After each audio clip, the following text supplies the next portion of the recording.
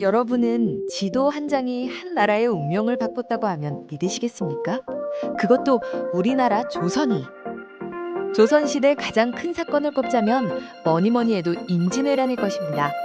임진왜란은 조선을 전기와 후기로 나누는 경계이자 동아시아 정세를 뒤흔든 세계적인 전쟁이었습니다.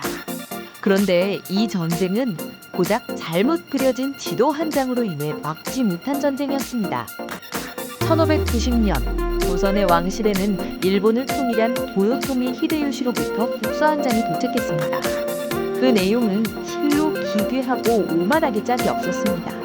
그는 자신을 태양의 정기를 받아 태어난 아들이라 칭했습니다. 그리고는 구름 같은 군사를 이끌고 명나라를 정복하러 갈 것이니 조선은 길을 빗기라는 이른바 정명가도를 이야기했습니다. 하지만 이 서슬퍼런 협박을 접한 조선 조정의 반응은 긴장과 공포가 아닌 비웃음이었습니다. 조선의 대신들은 히데요시의 요구를 한낱 근본 없는 섬나라 통치자의 황당한 소설정으로 치부했습니다. 전쟁이라는 것은 나라의 권리를 거는 전쟁입니다. 그런데 적이 쳐들어오겠다고 대놓고 말하니 심지어 통신사로 갔던 황인길 부사도 전쟁을 대비해야 한다고 했는데 조선은 왜 방지를 안 했을까요?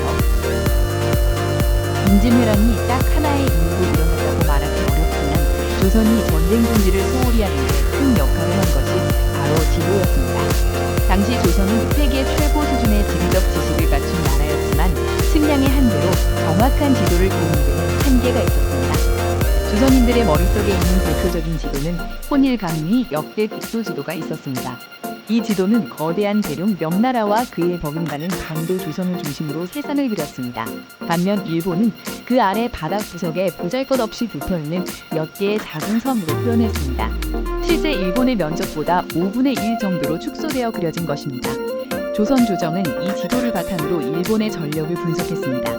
지도가 현실과 왜곡되어 있으니 조선은 오판을 할 수밖에 없었습니다. 우리 땅의 절반도 안 되는 저 작은 섬에서 어떻게 구름 같은 대군이 나올 수 있단 말인가? 라며 말이죠. 국토의 크기는 곧 인구와 경제력을 의미했습니다. 일본이 조선을 정벌하려면 최소한 20만 명 이상이 와야 할 것인데 저 좁은 땅에서 20만 명을 먹일 쌀이 나올 리 없고 그들을 실어 나를 수천 척의 배를 만들 나무가 있을 리 없다는 것이 조선의 계산이었습니다. 결국 히데요시의 선전포고는 지도의 이치에 어긋나는 허투루로 돌연지었을 말았습니다.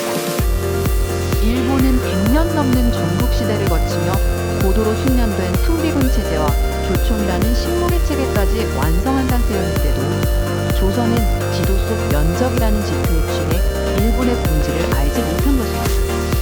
조선통신사가 일본을 다녀온 뒤 황현길이 전쟁이 일어날 것이라 보고했지만 선주는 그럴 리가 없다고 예측합니다.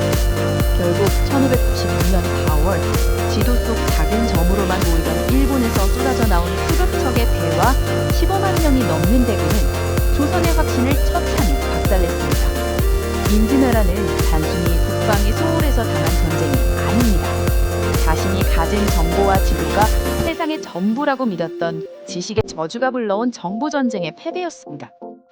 사람은 보고 싶은 것만 보고 그것을 보고 판단이 더 굳어지는 성향이 있는데 그것을 확증 편향이라고 합니다.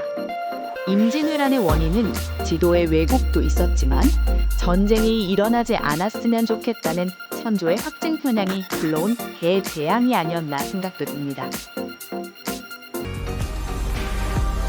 구독과 좋아요는 영상 제작에 큰 힘이 됩니다.